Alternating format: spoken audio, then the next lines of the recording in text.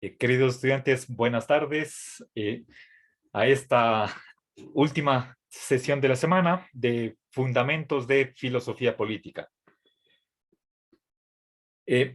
Espero, sí, ya terminar con el capítulo 2 de este libro sobre la igualdad de Antonio Enrique Pérez Luño.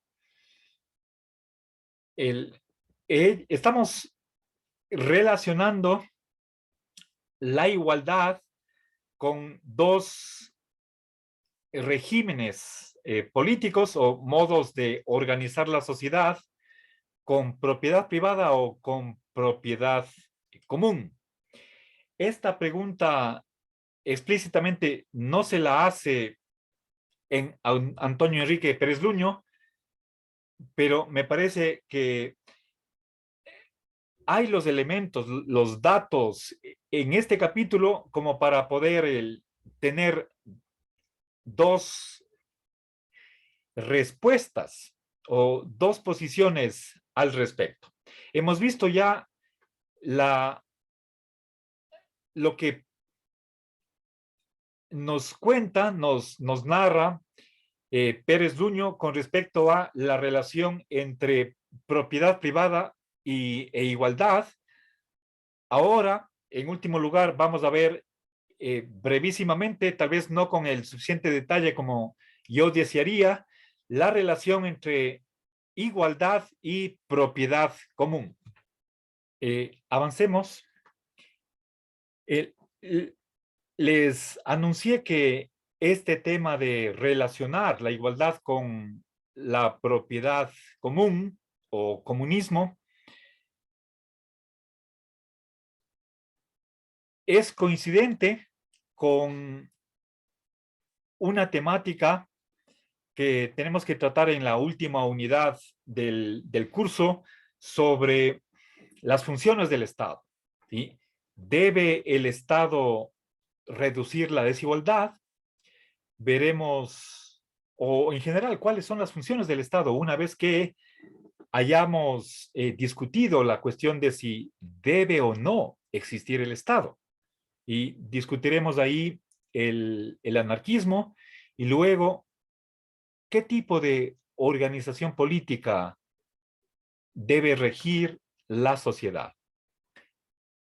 Ahí veremos el comunismo con mayor detalle, pero aquí ya salen ciertos elementos que algunos de los cuales serán retomados al final del curso. Entonces, esa es la razón por la cual no quiero extenderme mucho más allá de lo que menciona apropiadamente Pérez Luño con esta subtemática.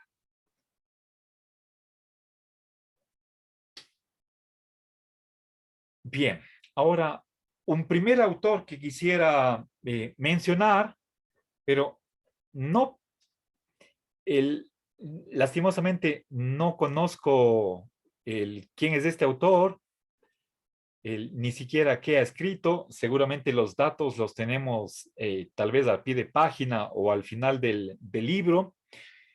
De apellido Hals.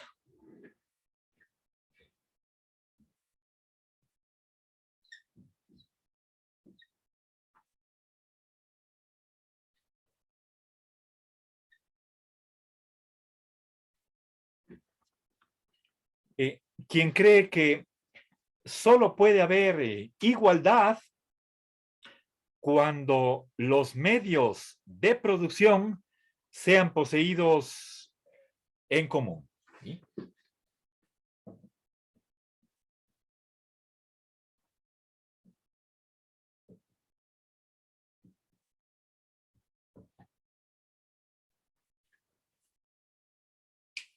Bien, al respecto, les menciono de pasada que uno de los objetivos primordiales, centrales, prioritarios del movimiento comunista, o si quieren, anticapitalista, es el de reducir o tender a eliminar la diferencia entre ricos y pobres.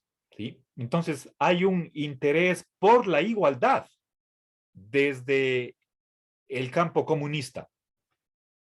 Entonces, Hals mantiene que una condición necesaria, imprescindible, inevitable para que se alcance la igualdad es que los medios de producción no estén en manos privadas, sino que sea de la sociedad.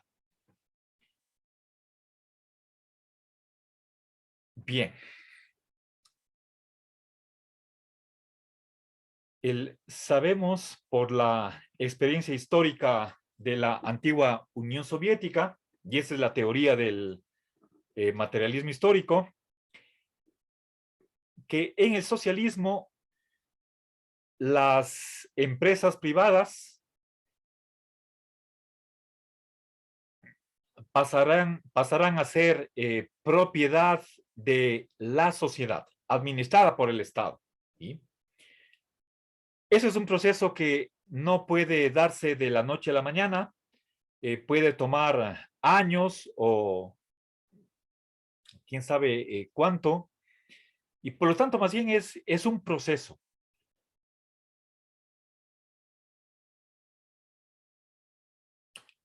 Podría ser a mediano plazo. Creo que ningún teórico podrá dar eh, un lapso de tiempo en el cual quepa acabar, concluir con esa nacionalización de la propiedad de los medios de producción, y una vez que se hayan nacionalizado, es decir, que pase a ser propiedad común, pasen a ser propiedad común los medios de producción, ya no habrá la diferencia entre ricos y pobres, o se habrá reducido muy drásticamente. Bien, Pérez Luño no es marxista, pero se refiere a que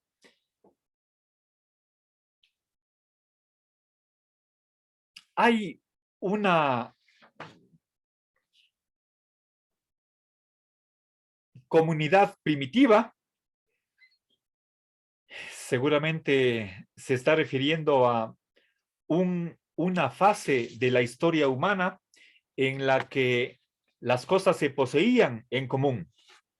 Antes de que haya propiedad privada, muchos pueblos se han organizado con propiedad comunitaria o utilización comunitaria de los bienes.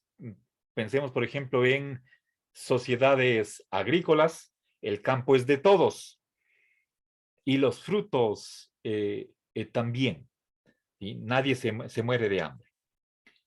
Ahora, hay un movimiento que es mencionado en este capítulo 2, que es el de los anabaptistas.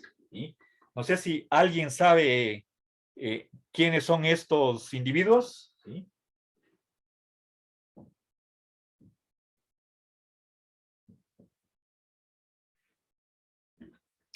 ¿Sí? A ver, estimados estudiantes, empecemos por la palabra. ¿Qué significa anabaptismo? ¿Alguien sabe?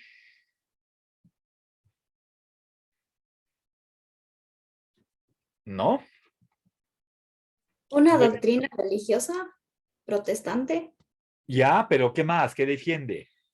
Hasta ahí vamos bien, pero solamente ha dado usted una primera caracterización que no es suficiente. ¿Cómo completaríamos?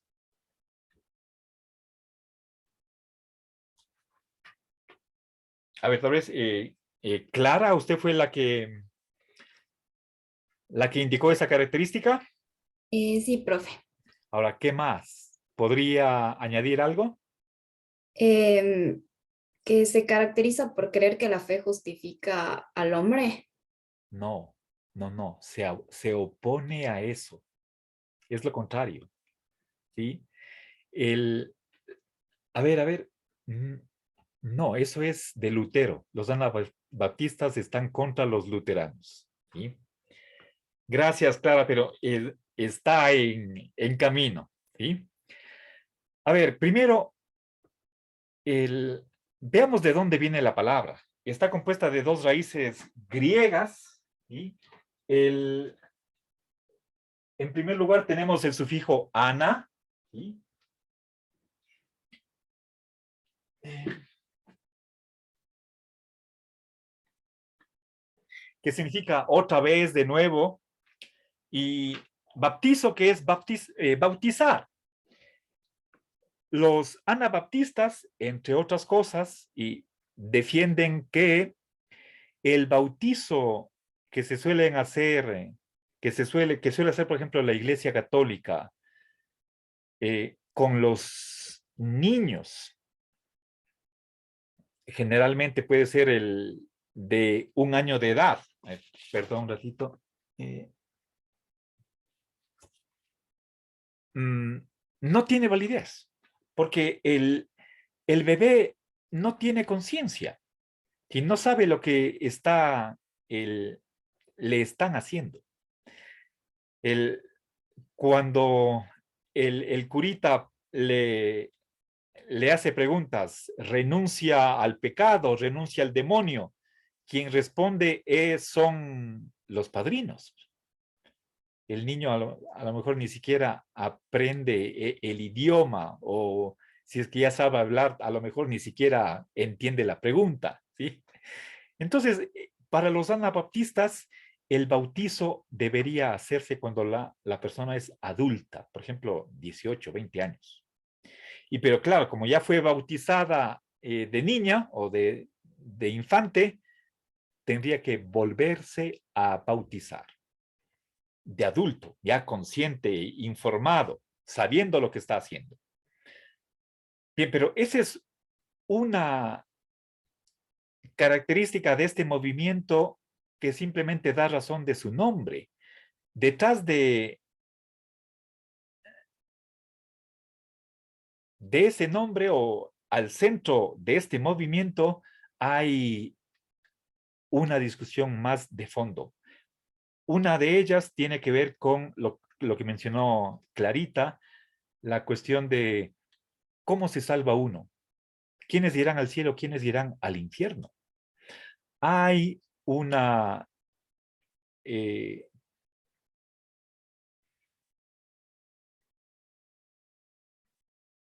a ver, un pasaje en el Nuevo Testamento, en el Evangelio, seguramente para ser más precisos, que nos cuenta qué pasará el día del juicio final. Juicio final. Ya, se supone que llegará un momento en el que seremos juzgados por lo que hicimos. O llegará un momento en el cual se nos dirá que merecemos o que nos vamos al cielo o al infierno, el castigo eterno. ¿Quiénes irán al cielo? Eh,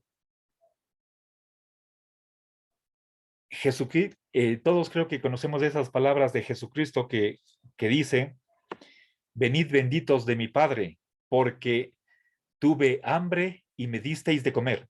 Estuve desnudo y me disteis de vestir. Estuve enfermo y me visitasteis, etcétera, etcétera.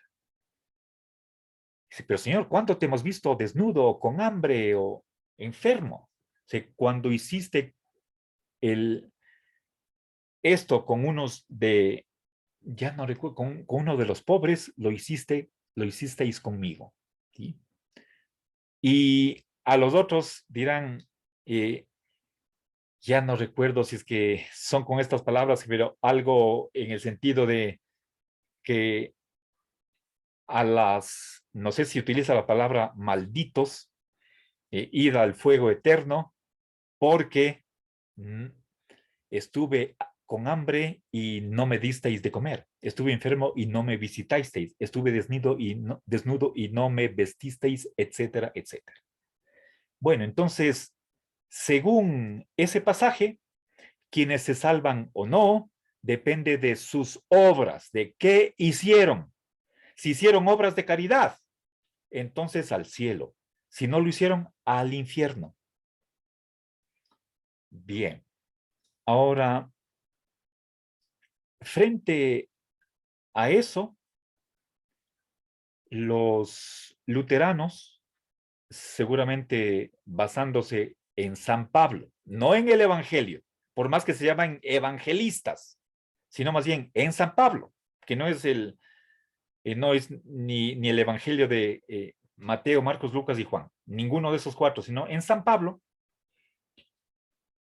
hay alguna base para que se entienda que quien gane la vida eterna va a ser por su fe, no por las obras de caridad, sino porque simplemente cree en Dios, acepta a Dios en su corazón. Los anabaptistas decían que ese no es un verdadero cristianismo, no está conforme a la vida evangélica y hubo por lo tanto una polémica entre anabaptistas y luteranos.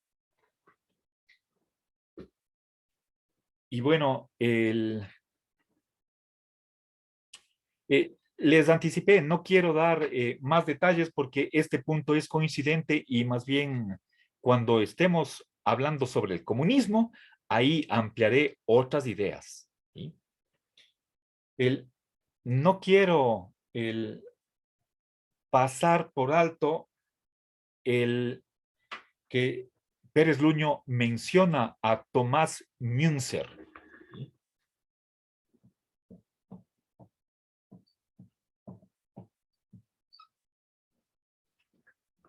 Ustedes saben, Lutero hizo su protesta, puso sus demandas o sus denuncias en una iglesia allá por el año, si no estoy mal, 1531, si no estoy mal, es decir, primera mitad del siglo XVI.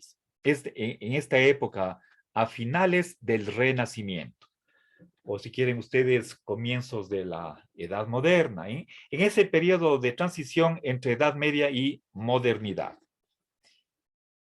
Münzer también es uno de los antecesores de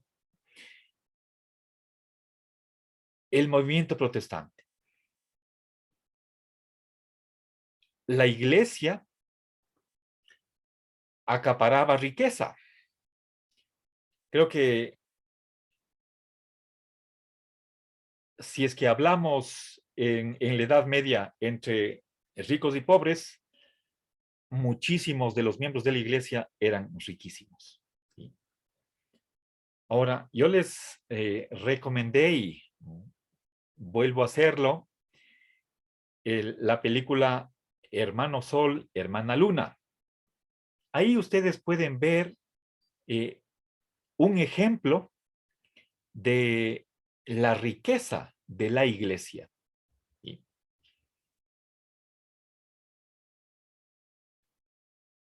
Podemos nosotros imaginarnos cómo era la iglesia simplemente al ver los templos, que son obras arquitectónicas de grandísima belleza, las obras de arte que están adentro. ¿Sí?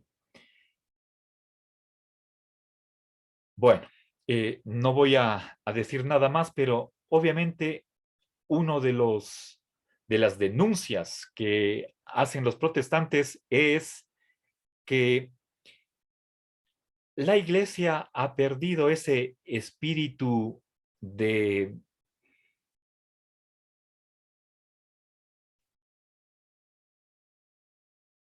vivir genuinamente, de un modo auténtico, la vida cristiana y más bien se ha preocupado por lo material. Y creo que es una crítica válida. Piensen ustedes en cobrar indulgencias, como si quien va al cielo es porque ha pagado algo a la iglesia y con eso ya está asegurada la vida eterna.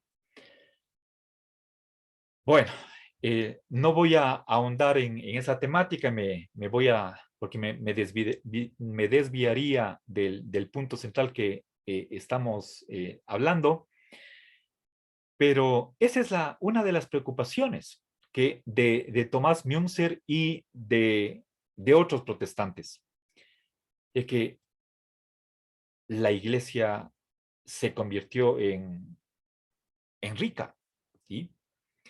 Y precisamente también, bueno, antes les mencioné a San Francisco, que hizo de la pobreza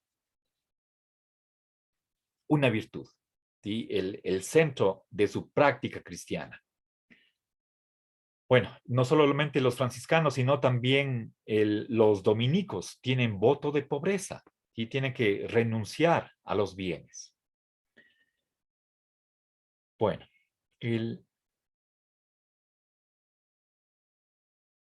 de pasada, también no quiero, y tampoco en el texto hay mayor detalle, pero simplemente sí les llamo la atención sobre estos puntos que están regados, no están agrupados bajo un solo subtítulo. Hay una mención a Santo Tomás. Sí, Santo Tomás es de aproximadamente el 1300. Eso es siglo, a ver, mm, si no estoy mal, murió en 1276. Eso es siglo XIII. Mm, Santo Tomás, con respecto a la propiedad, él está a favor de que en caso de necesidad, el propietario debe ceder los bienes para los necesitados, ¿sí? Vimos en la clase pasada cómo la noción de satisfacción de las necesidades, atención a los necesitados, era una preocupación de varios pensadores. Desde la antigüedad, está en la tradición judaica, heredada por el cristianismo, eh, de modo que no es sorprendente que Santo Tomás se inscriba dentro de esa tendencia. Propiedad común para compartir con los necesitados.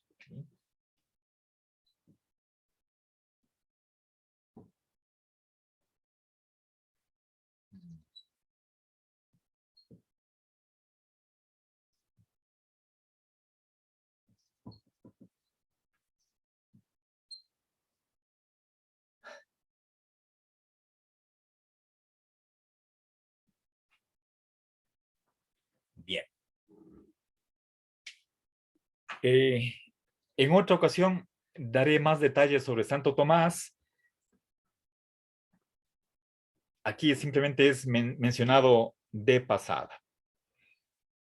Bien, ahora quiero añadir dos autores más que pertenecen a la tradición del derecho natural.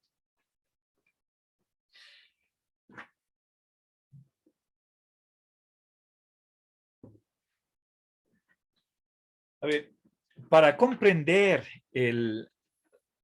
lo que dice esta tendencia, primero tengamos claro la distinción entre derecho natural y derecho positivo. ¿Qué es el derecho natural? Empecemos por ahí. A ver, derecho en general es un sistema de normas, ¿sí?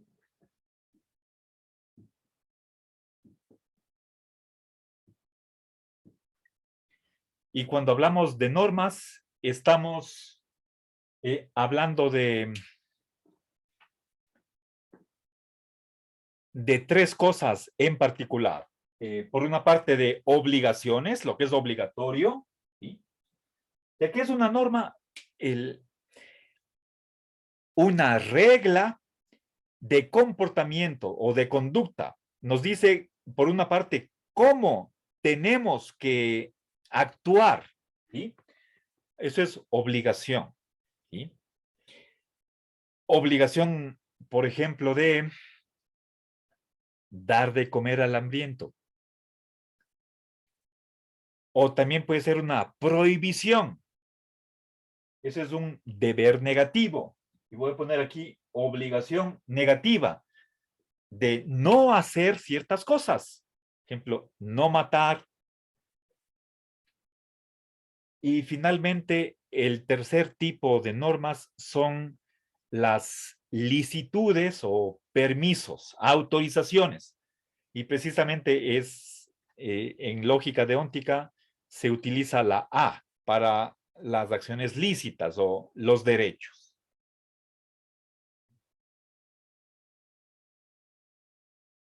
Bien, entonces, esto es simplemente la caracterización de lo que es derecho, un sistema de normas.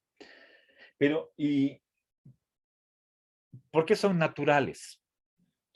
Porque son independientes de la voluntad de la autoridad o de los legisladores. ¿Sí? Entonces, añadamos eso.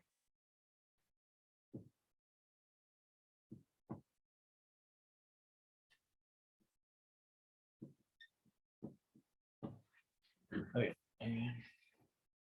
legislador. Ya. En cambio, el derecho positivo, nuevamente, por ser derecho, es un sistema de normas, un conjunto ordenado de normas, pero que son el producto o el resultado, la resolución, el decreto de una autoridad. ¿Sí? Cualquier tipo de autoridad. Podría ser un monarca o podría ser una asamblea constituyente, o el Congreso, la Cámara de Diputados o como se llama. Bien, a ver. Entonces, para el derecho positivo, el origen de una ley está en el legislador. Sin legislador no puede haber ninguna ley. La ley, por lo tanto, depende de la voluntad de la autoridad. Eso para el derecho positivo. ¿Sí?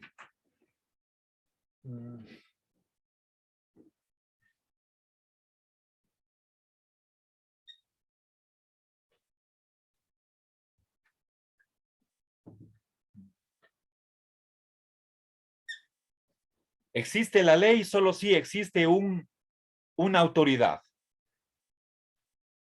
un legislador. ¿Sí?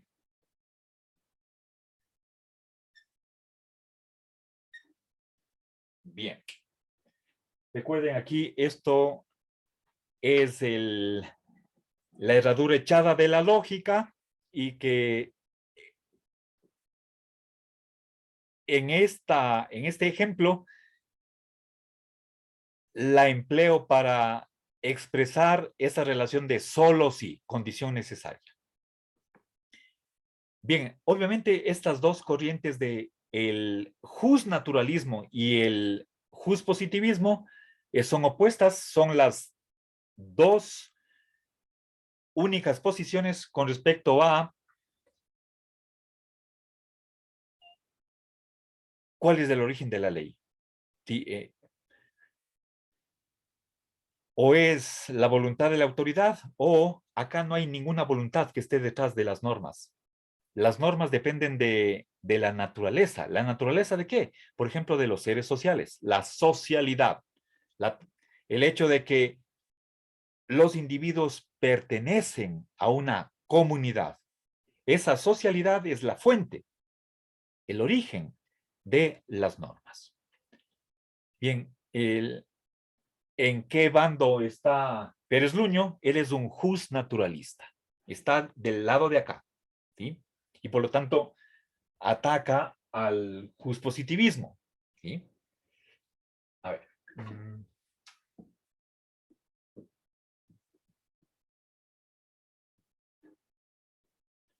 Acá.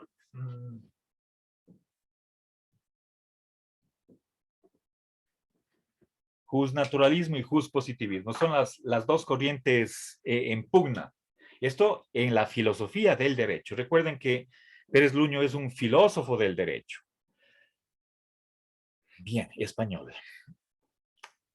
A ver, entonces, ¿qué nos dice o qué nos dicen algunos de los representantes del justnaturalismo con respecto a esta relación entre igualdad y propiedad común?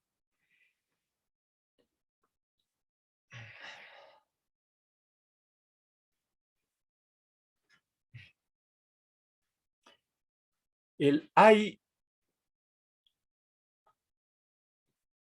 a ver, un autor de la Escuela de Salamanca, la neoescolástica española del siglo de oro, Domingo de Soto. Creo que ya mencioné este autor, permítanme, no lo encuentro antes, no, parece que no. No, creo que no. Ay, oh, perdón. Eh,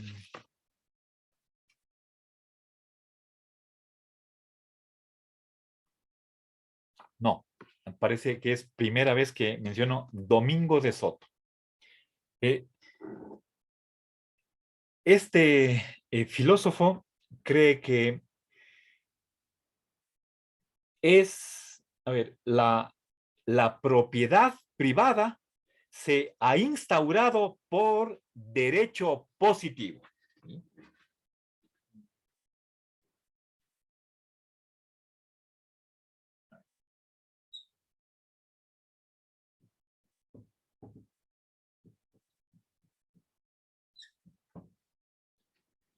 ¿Qué quiere eso decir? Que la propiedad privada, es decir, el hecho de usar, gozar de la propiedad con exclusión de los demás, eso, esa norma de que supuestamente uno tiene derecho de usar, gozar de la propiedad, excluyendo a los otros de ese goce, de ese disfrute de la propiedad privada, no pertenece al derecho natural, al derecho que existe por naturaleza. A ver, añado algo más que es importante como caracterización suplementaria del derecho natural. Estas normas naturales son eternas e inmutables. ¿Sí?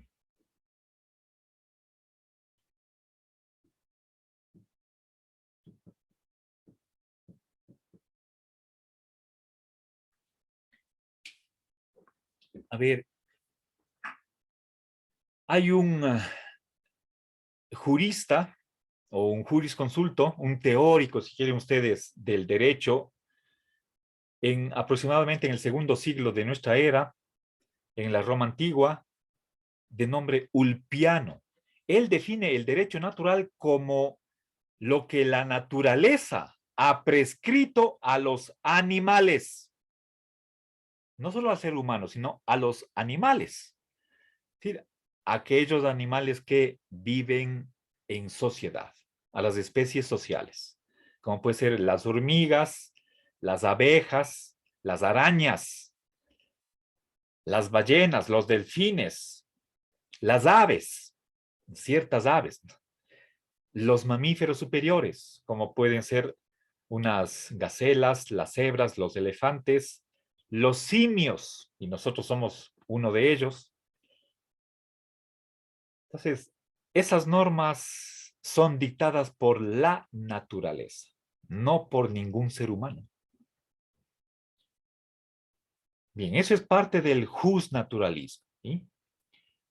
Ahora, la propiedad privada está, el derecho, ese supuesto derecho de propiedad privada está contenida, es contenido, perdón, el derecho de propiedad privada está contenido en el derecho natural. Los justnaturalistas o la mayoría de ellos responden que no. La propiedad privada, la propiedad privada tiene su origen en el derecho positivo. Por lo tanto, es creación de los seres humanos.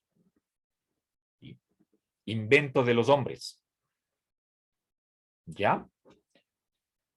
Bueno, esa es la opinión de muchos justnaturalistas. Pérez Luño menciona a Domingo de Soto, de la Escuela de Salamanca. Ahora, además, dice este autor, Domingo de Soto, que es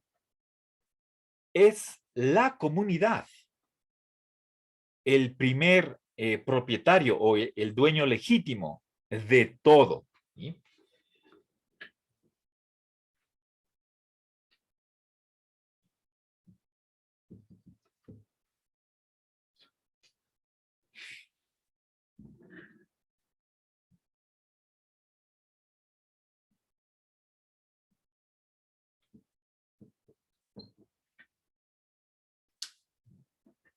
Bien. Desde el punto de vista cristiano, se dice que Dios ha dado la tierra al género humano para provecho común de todos. ¿Sí? Ahora, podríamos nosotros retirar la imagen de Dios y quedarnos en un punto de vista, si quieren, netamente humano, sin mencionar a Dios, y la idea permanece. La tierra es de todos. Esa idea estaba en el centro de los cavadores, de diggers, ¿sí? Recuerden, en Inglaterra, los que lucharon para que no se privaticen las áreas comunes y que cualquier persona pueda cultivar los campos. En cambio, las élites veían eso mal y se lo impidieron. Hubo ahí una revuelta, una lucha armada. Bueno, pero regresemos al derecho natural. Más adelante, con los comunistas Morelli y Mably, que ya mencioné debió ser tal vez hace un par de horas de clases, ellos también creen que por derecho natural las leyes deberían permitir el goce comunitario de todo.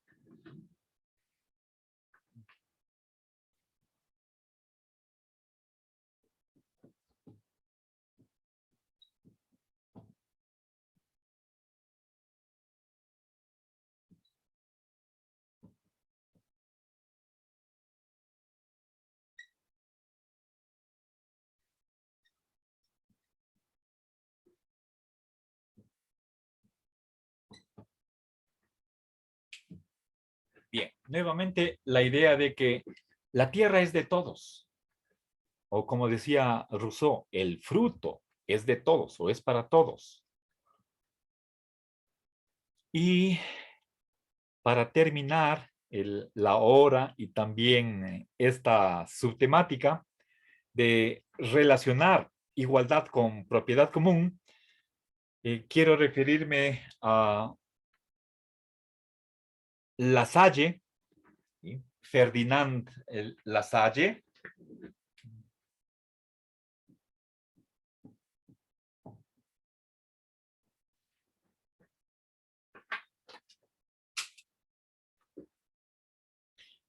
eh, quien estaba a favor de que todos tenemos un derecho a igual producto del trabajo humano.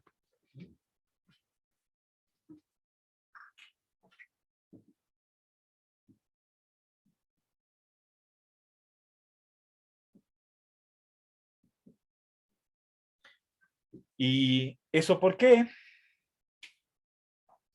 Bueno, detrás de esta igualdad está una cuestión de distribución. Lasalle es un autor colectivista, el polo opuesto de los individualistas, que cree que todo trabajo productivo es posible únicamente por la colaboración, por la sociedad. Hay todo una red, un equipo que está permitiendo que las personas trabajen y por lo tanto el resultado de esa colaboración pertenece a todos y debería repartirse por igual ese producto. Bueno, esa es la idea de La Salle y